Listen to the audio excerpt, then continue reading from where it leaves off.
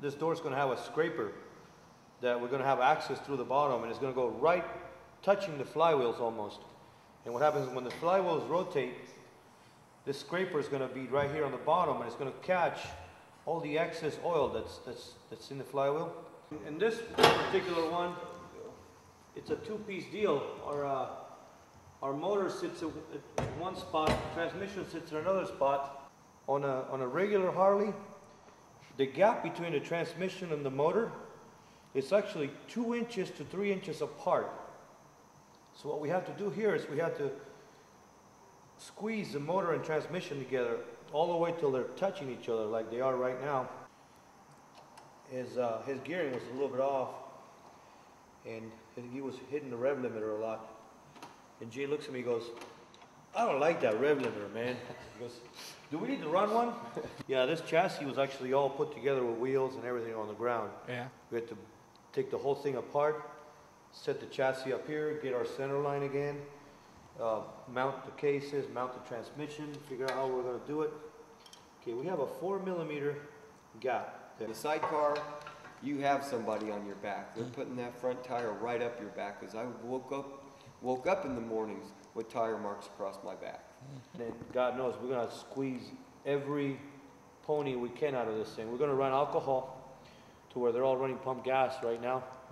We're going to have alcohol in this thing. We're going to have 14-to-1 compression, and God knows it's going to be a time bomb, but it's going to be fun. It's going to be a fun time bomb. Yeah. The torque is going to be tremendous. Yeah, we're going to rip the tires right off the rims.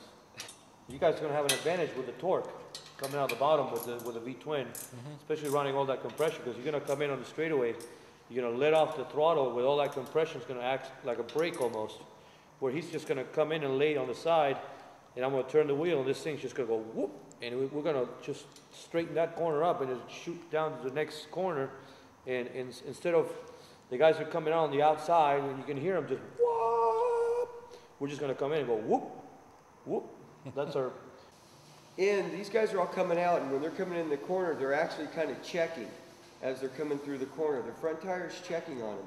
My idea is to hit the corner tight and actually, glide through, and then as we're starting to come in, hit it, and or roll it actually, and roll it, and just, instead of us, I think with weight may play to an advantage on us. Yeah, looks like a big toucan beak. So I don't like that. We're going to have our tank's going to be right here in the frame rails. That's going to be our fuel tank, and our oil tank's going to be right here. So if I ever blow up the oil tank, I want to basically get covered in oil, because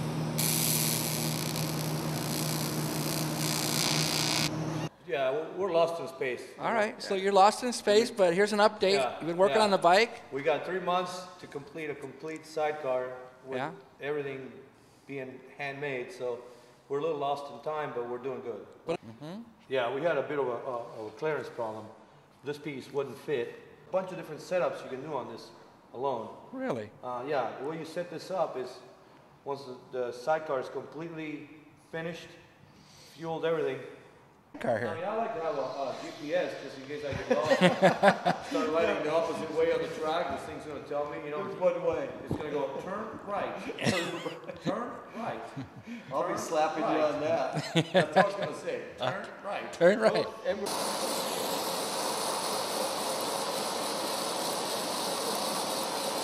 I'm sure that every one of the guys that are racing out there right now have gone through what we're going through.